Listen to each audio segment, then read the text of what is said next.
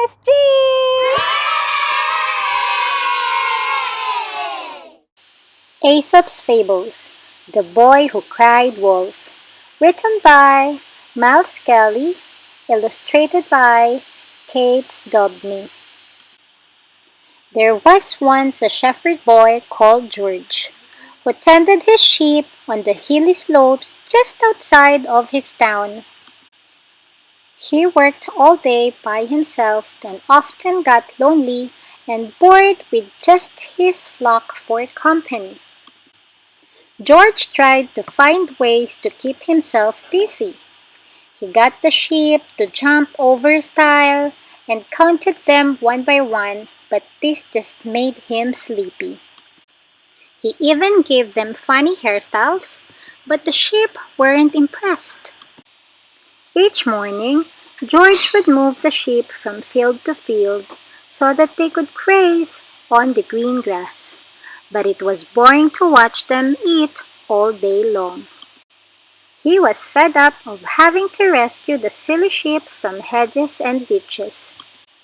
So one day, after spending all morning trying to catch a naughty ewe, George came up with an idea. He left his flock unattended and rushed down the slopes towards the town as fast as his legs could carry him. He pretended to be in panic and shouted, "A wolf is attacking my sheep!" The townspeople jumped up and ran with George back to his flock. They soon realized, however, that there was no wolf and returned to the town grumbling.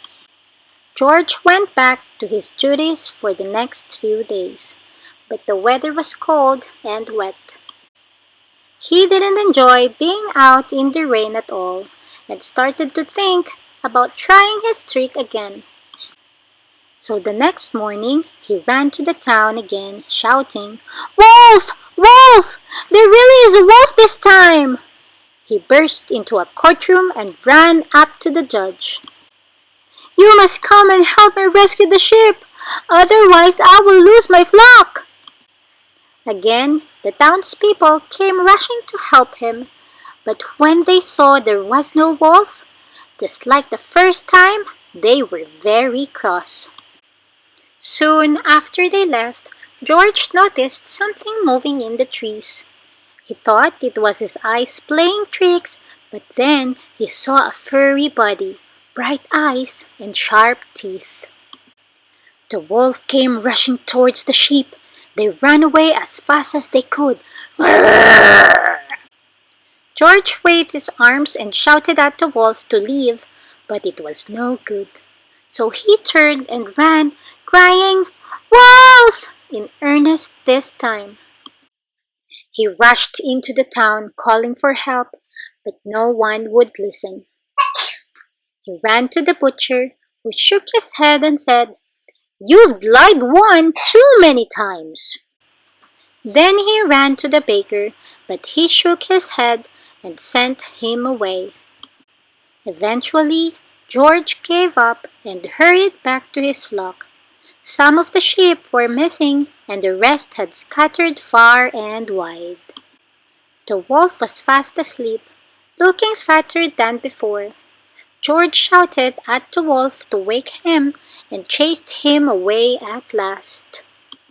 It took George all day and all night to gather the rest of his flock. George had learned that a liar will not be believed even when he speaks the truth.